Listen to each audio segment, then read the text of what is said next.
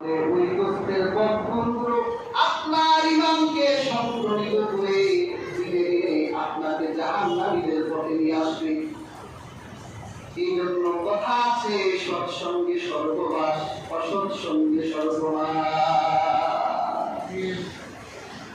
ইয়া হাজির, আল্লাহ হাবিব সাল্লাল্লাহু আলাইহি সাল্লাম কিন্তু সাথী ছিল। কি বলেন, আল্লাহর রাসূলের সাথী ছিল না? আল্লাহ হাবিবের দুনিয়ার কাউকে বন্ধু বানান নাই। মনে রাখবেন, বন্ধুত্ব আর সাথী এক জিনিস না। আমার রাসূলের একজন বন্ধু, তিনি বলেন আমার আল্লাহ হলো একমাত্র আমার রাসূলের বন্ধু। আল্লাহ হাবিব বলেছেন, যদি আল্লাহ ছাড়া এই দুনিয়া আমি কাউকে বন্ধু বানাতাম, তাহলে আবু বকরকে আমার বন্ধু বানাতাম। তাহলে আমার হাবিবের কোনো বন্ধু ছিল না এই দুনিয়ায়। আমার হাবিবের সাথী ছিল, সাহাবী ছিল। আমার হাবিবের একজন বন্ধু ছিল আল্লাহ। এই জন্য আমার রাসূল বলেন আমার বন্ধু আল্লাহ। আর এই দুনিয়ায় যদি কাউকে বন্ধু বানাবার কথা যদি আল্লাহ আমাকে দিতে, আবু বকরকে বানাতাম। কারণ এই দুনিয়ার সমস্ত মানুষের ঋণ আমি মুহাম্মদুর রাসূলুল্লাহ শোধ করে দিতে পারি, কিন্তু আবু বকরের ঋণ শোধ করতে পারবো না।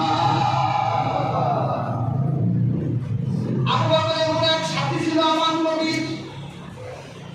আমার নবী যদি 6 মাস আগে আবু বকরকে বলতো, আবু বকর আমরা যে কোনো একদিন বের হয়ে যেতে পারি, আবু বকর তার বন্ধুর জন্য, আল্লাহ রাসূলের জন্য 6 মাস পর্যন্ত রাতের বেলা তিনি বিছানায় ঠিক লাগান নাই।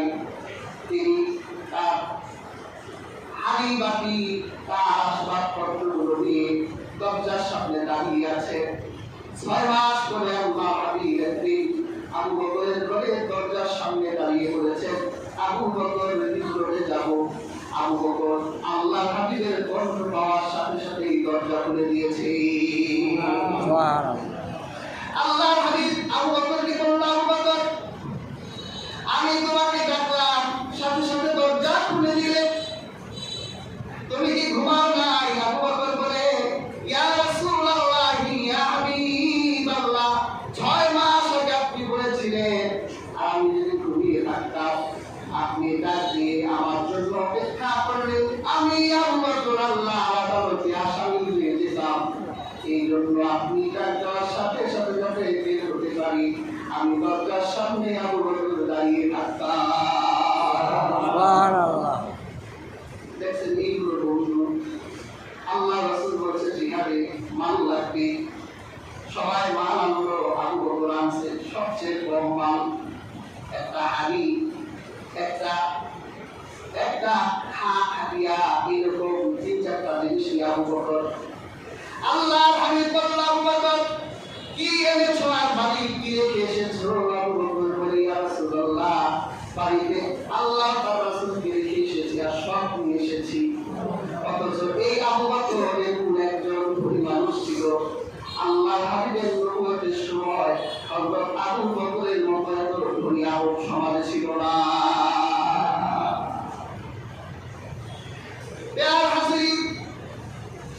আল্লাহ রাসূলের একজন সাথী ছিল আবু বকর। আল্লাহ হাবিবের একজন সাথী ছিল ওমর। ওমর কেমন সাথী ছিলেন? আল্লাহ রাসূল যখন দিনের দাওয়াত নিয়ে বের হতেন, ওই মক্কা কাফিরেরা হয় হামেশা আল্লাহ হাবিবের গায়ে হাত তুলতে পারত, কোনো ভয় পেত না। কিন্তু ওমর সেই দিন ঈমান আনলো। হযরত ওমর আল্লাহ হাবিবের হাতে কান্না করে মুসলমান হওয়ার পর তরবারি নিয়ে পাহাড়ের উপর দাঁড়িয়ে সমস্ত কুরাইশদের লক্ষ্য করে বলল, কুরাইশেরা, মুহাম্মদুর রাসূলুল্লাহ হাতে আমি ওমর ঈমান এনেছি, মুহাম্মদুর রাসূলুল্লাহর সাথী হয়ে গেছি। আজ থেকে মুহাম্মদের গায়ে যদি একটা ফুলের ফোঁটা পড়ে, তাহলে ঘরের বউ বাচ্চাগুলো এতিম হয়ে যাবে। জীবন দেওয়ার জন্য আবু বকর প্রস্তুত হয়ে গেছে। আল্লাহ হাবিবের সাথে ছিলেন ওমর, আল্লাহ হাবিবের সাথে ছিলেন ওসমান। আল্লাহ হাবিব সাল্লাল্লাহু আলাইহি ওয়াসাল্লামকে একটু খুশি করার জন্য তার আরবের সবচেয়ে দামি দামি 7টা বাগান একটা ছোট্ট খেজুর গাছের জন্য হযরত ওসমান দান করে দিয়েছেন। সুবহানাল্লাহ। এই একটা খেজুর গাছ আমার রাসূলের লাগবে, এই জন্য তুমি যদি আল ওসমানের तमाम জিন্দেগীর সমস্ত উপার্জন চেয়ে নাও, আল ওসমান আমার রাসূলের জন্য আমার तमाम জিন্দেগীর সমস্ত উপার্জনগুলো তোমাদের পায়ের সামনে দিয়ে দিব। সুবহানাল্লাহ। হযরত আলীর মতো সাথী ছিল আল্লাহ হাবিবের। আল্লাহ হাবিব হিজরতের রাতে বের হয়ে যাবেন, বিছানায় কে ঘুমাবে? এই বিছানায় যে ঘুমাবে সেই পতন হয়ে যাবে, কাফেররা একটু পরেই ঘরে ঢুকবে। আল্লাহ রাসূল ঘুমিয়ে গেলেই রাসূলের গায়ে তরবারির আঘাত দিয়ে 2 টুকরা করে দিবে। আল্লাহ হাবিব বের হয়ে যাবেন। হযরত আলীকে বলল, হে আলী, তুমি কি আমার বিছানায় ঘুমাবে? হযরত আলী বলল, ইয়া রাসূলুল্লাহ, বলেন কি? আপনি বের হয়ে যান, আমি আলী আপনার বিছানায় কম্বল গায়ে দিয়ে ঘুমিয়ে গেলাম, চিন্তা করবেন না। আল্লাহ হাবিবের জন্য হযরত আলীর মতো সাথী বিছানায় শুয়ে পড়েছে। জীবনটা এই রাসূলুল্লাহর জন্য চলে যায় তো চলে যাক, আল্লাহ হাবিবের এই ক্রিয়ায় প্রয়োজন। তাহলে হাজির, আমার রাসূলের সাথী ছিল, আমাদের তো এরকম সাথী দরকার, যেই সাথী আমাদের জন্য জীবন দিতে প্রস্তুত। দোস্ত চোখে পানি কেন? তোর মন খারাপ কেন? ওই রকম এক লোক তোর বসতে যায়, হাত দিয়েছে বড় শ্রী ওর বাপের রেউজত, আয় কোন লোক তোর গায়ে আঘাত করে সবাই একটু দেখাই দি, এরা না বন্ধু। কিন্তু আমরা এমন বন্ধুত্ব করি, স্বার্থের বন্ধুত্ব। বন্ধু যখন বিপদে পড়ে তখন পালাবার রাস্তা আগে আমরা তৈরি করে দিই, দোস্তের আগে একটা ভোট দেয়। এটা কি দোস্তি হলো? দোস্ত মন খারাপ কেন? তোর ভাতিজি স্কুলে যায়, মাদ্রাসায় যায়, পরীক্ষা ফি দিতে পারি না, মাসের বেতন দিতে পারি না, বলস কি এই জন্য তোর মন খারাপ? এই আমি তোর বন্ধু মানুষ, তোর মেয়ে তো আমার মেয়ের মতোই, এরা না বন্ধু। কিন্তু বিপদে পড়ে বন্ধু যখন বন্ধুর কাছে টাকা চায়, আমাদের কিছু টাকা কাটবে, তো সকালবেলায় টাকা ছিল, একটু আগে টাকা শেষ হয়ে গেছে, দোস্ত সরি, তোমাকে এক পাইও দিতে পারবো না।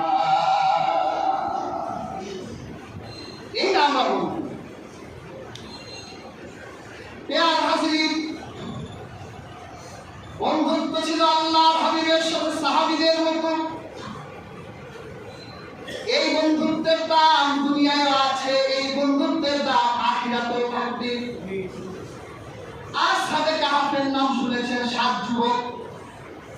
এই 7 যুবক যখন রাতে রাতে যখন তাম নগরের মানুষগুলো, রুমের মানুষগুলো যখন ঘুমন্ত অবস্থায়, এই 7 জন যুবক হিজরত করার জন্য যখন বের হয়ে গেল, তাদের সাথে একটা কুকুর ছিল। আল্লাহ কুরআন কারীমে এই কুকুরের প্রশংসা করেছেন। কেন প্রশংসা করলেন? কারণ এই কুকুরটা যখন তাদের সাথে রওনা হলো পেছনে পেছনে, প্যার হাজির, 7 বন্ধুর এক বন্ধু এই কুকুর পুষ্ট, কুকুরটাকে বেধড়ক মারলো। আমাদের সাথে আসিস না, আমরা হিজরতের জন্য বের হয়ে যাচ্ছি, অত্যাচারী শাসকের রাজ্যে থাকবো না, জীবন বিপন্ন হয়ে যাচ্ছে। তুই যদি আমাদের সাথে থাকিস, চিৎকার করে উঠিস, এই রোগের ঘুমন্ত মানুষগুলো আমাদের ধরে ফেলবি। যখন কুকুরটা মার খেয়ে অসুস্থ হয়ে গেল, আর হাঁটতে পারছে না, আকাশের দিকে তাকিয়ে আমার আল্লাহকে দেখে বলল, আল্লাহ তুমি যে এই যুবকদেরকে ভালোবাসো, আমি কুকুরও তো এই যুবকদের ভালোবাসি, ওরা কেন আমাকে ওদের সঙ্গী হিসেবে দেয় না? তুমি আল্লাহ আমাকে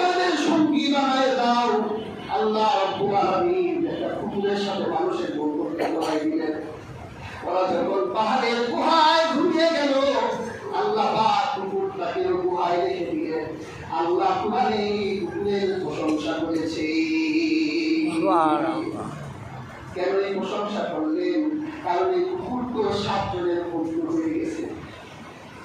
প্রিয় হাজির, বন্ধুত্ব এরকম আল্লাহওয়ালা মানুষের সাথে হতে হবে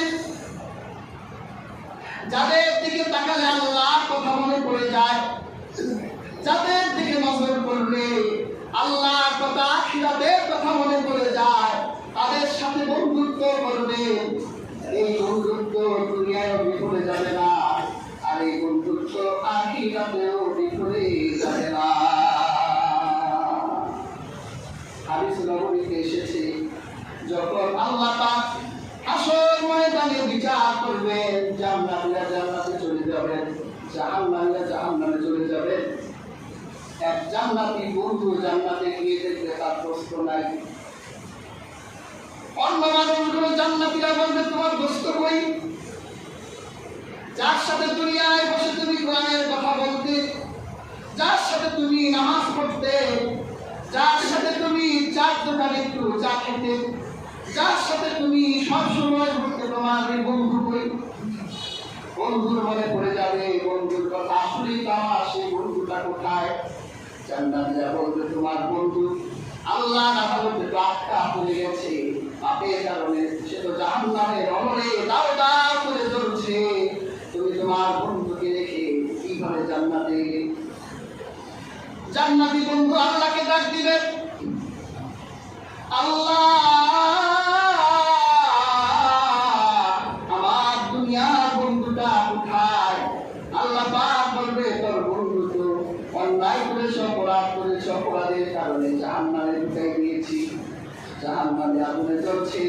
আল্লাহ আমার বন্ধু ছাড়া আমি কেমন করে জান্নাতে থাকি? তুমি আমার বন্ধুকে আমার কাছে এনে দাও। এই বন্ধুর সুপারিশের কারণে জাহান্নামের বন্ধু জাহান্নাম থেকে নিষ্কৃতি পাবে, জান্নাতে প্রবেশ করবে। সেই জন্য হাজির বন্ধু কার সাথে বাড়াবে একটু চিন্তা করবেন, কে দুষ্ট হবে। যার সাথে বন্ধুত্ব করলে যে নামাজের দিকে রাখবে, যার সাথে বন্ধুত্ব করলে যে ন্যাক কাজের দিকে রাখবে, যার সাথে বন্ধুত্ব করলে যে আপনাকে অন্যায় হতে দিবে না, যার সাথে বন্ধুত্ব করলে নিজের জীবন পরিবর্তন করা সম্ভব। এই জন্য প্রিয় হাজিরিন, বন্ধুত্বের খাতায় আপনি আলেম ওলামা আল্লাহওয়ালা মুত্তাকি মানুষদেরকে রাখবেন। আল্লাহ পাক কোরআন কারিমে বলেন ওয়াকুনু মা'আস সাদিকিন, বন্ধুত্ব করো সত্যবাদীদের সাথে। যে ব্যক্তি সত্য কথা বলে, মিথ্যা বলে না, এরকম সত্যবাদীদের সাথে বন্ধুত্ব করতে হবে। কিন্তু আপনার বন্ধু তো সব মিথ্যা হবে। বন্ধুর বন্ধু কই আছো? তো বন্ধু বলে তুই দাঁড়া, আমি এই শ্রীনগরের মোড়ে চলে আসি, আসলে আসে মিলতো না। এই বন্ধু কি সত্যবাদী না মিথ্যাবাদী? এ হচ্ছে আমাদের বন্ধু। আল্লাহ পাক বলেন ওয়াকুনু মা'আস সালিহিন, তোমার বন্ধু বানাও নেককার মুত্তাকিদের। নেককার তোমার বন্ধু হবে যে নেক কাজ করে, তুমি তার সাথে থাকলে নেক কাজগুলো শিখতে পারবা। যে তোমাকে নেক কাজ করার দিকে আহ্বান করবে, সে হলো তোমার বন্ধু। আল্লাহ রাব্বুল আলামিন আমাদের বন্ধু নির্বাচন করে দিচ্ছেন নেককার, কিন্তু আমরা কেমন বন্ধু বানাই? নিজের মনে জানে সে ছিল একটু আজান যখন দিয়েছে একটু নামাজে যাই, কিন্তু বন্ধু তো নতুন একটা বন্ধা কিনছে, ওই মসজিদের মোড়ে এসে দেখে দোস্ত নামাজের দিকে ঢুকতেছে, এই কোন যাস, এই আজান দিছে তো একটু নামাজটা করি। হ্যাঁ বেটা, নামাজ তো করতেই পারবি, নতুন হুন্ডা কিনলাম, আয় করে একটু গোবর। একদিন গেলে তো আমার হুন্ডা নতুন থাকলো না, তুই তো কালকে আসর করতে পারবি, কিন্তু আমার নতুন হুন্ডা রোড পরে নিয়ে একটু মামা রিসোর্টে ঘুরে আসি, একটু মদ্দা হাওয়া খেতে যাই। বন্ধুর সাথে তো উঠছে